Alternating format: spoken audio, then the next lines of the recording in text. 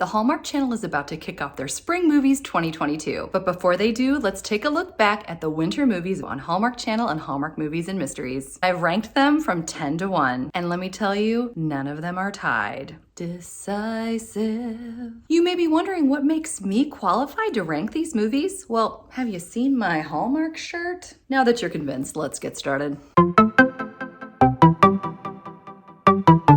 Coming in at number 10, Don't Forget I Love You. A woman who's got issues with anxiety and a borderline womanizer team up to complete tasks given to her by her deceased mother. She has to report back to her dad, who judges whether or not she completed the tasks accurately. She does super odd things like take pictures of her barista without permission and tells her employee that she's in love with him. Come for the cute dates like goat yoga and sushi making. But don't open that time capsule if you don't want to see a guy stringing along the best friend of his deceased wife who believes he's going to propose, and he almost does. Coming in at number 10, Butler's in Love. A woman makes life decisions based on a show she watched on television as a child. She basically assumes that life will be like Downton Abbey if she completes Butler school. She goes to a school where it seems that everyone, including herself, decides once they complete school that they don't really want to be butlers after all. The title of this movie should have been People in Love Who Decide Not to Buttle. Come for the chemistry between the leads. Stay for that gorgeous Mr. Willoughby. But choose not to attend if you can't stand to see guys slide through school doing whatever they want because of their dads. Coming in at number 8, it's Welcome to Mama's. A sweet gal gets yoked with a,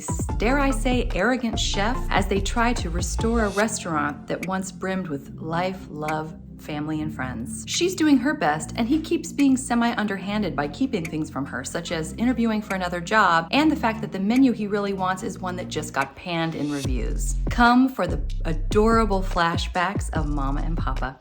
Stay for the music! You've got great songs by Dean Martin and the Drifters. But maybe grab some takeout if you can't stand arrogant chefs like Frank. Still rooting for Sal. Coming in at number 7, Where Your Heart Belongs. A PR gal, question mark? Has to help her friend plan a wedding in a couple of weeks while also trying to build an online presence. Come for the Christopher Russell, who is so charming and handsome. Stay for the Nelson Wong, who is, as always, fabulous in every role. But decline that Evite if you just can't stand weddings that turn into a media circus. Coming in at number 6, The Perfect Pairing. A woman who gave a winery a bad review winds up there somehow, hits her head, gets amnesia, but then helps the winery thrive. All the while, she falls in love with the very dashing and my Hallmark husband, Brennan Elliott. Come for the Brennan Elliott. Stay for the delicious ice wine, or choose not to imbibe when you realize that the bottles they've been talking about that were tainted by corks are actually just screw tops. Coming in at number 5, Cut Color Murder. It's the very first movie of the new series. She's a hairstylist who helps solve crimes. In this particular movie, there's a beauty competition that winds up deadly. It's a super whodunit and a great plot. Come for the awesome cast. Stay for the cliffhanger at the end. But choose not to make an appointment if you can't stand hairstylists who guilt their former clients for no longer coming to them. Coming in at number 4, it's the Weddingville Part 1, Something Old. Lacey Chabert, Autumn Reeser, and Allison Sweeney star as 3 lovable ladies who find a wedding veil and they purchase it together. It grants love to anyone who owns it, which is just a reason enough right there to watch the movie in my mind. Our heroine and her leading man fall in love as they discover the mystery of a painting. Come for the ladies, of course. You've got 3 powerhouses. Stay for the dresses. Oh my gosh, the dresses. Or say I do not to Peter. You know I was gonna say it. Sorry, Peter, I thought I liked you, but I decided I wasn't climate controlled. Coming in at number 3, Aurora Teagarden, Haunted by Murder. Aurora Teagarden is back at it again with her fabulous cast in a haunted house. So much fun. There's a satisfying ending that I didn't quite see coming. Come for the spooky thrills. Stay for Lillian being a ghost hunter. Or slide that Ouija board to no if you don't like Niall Mater's beard.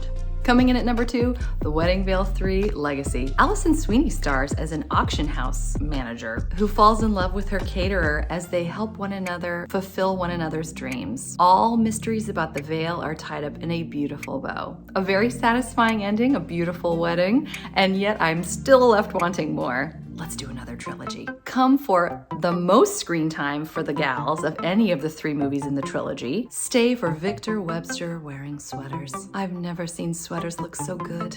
Or decide to pass because you just don't want to see anybody jumping on a trampoline for exercise. I don't think Allison Sweeney's had 3 kids. Am I right, ladies? You know what I'm saying. And coming in at number 1, that's right, I finally decided. I pulled it away from Weddingville number 3. Number 1, Weddingville 2, Unveiled. Autumn Reeser is a history professor traveling around Italy. The sights are beautiful, the music is gorgeous, and so is Paolo. I love her outfits, I love the mystery, I love the reveals. This movie is like perfection from start to finish. It was just my favorite. Come for the Italy. Stay for the insane romantic chemistry between Autumn Reeser and Paolo Banderini. Or decide not to catch a flight if you just don't like fun or happiness. Well, that's gonna do it for me. This was so much fun. I really enjoyed all the winter movies, let's be honest. I'd watch pretty much any of them again. And speaking of movies, let's talk about the spring. This weekend, March 12th and March 13th, we've got Feeling Butterflies and The Presence of Love. I cannot wait.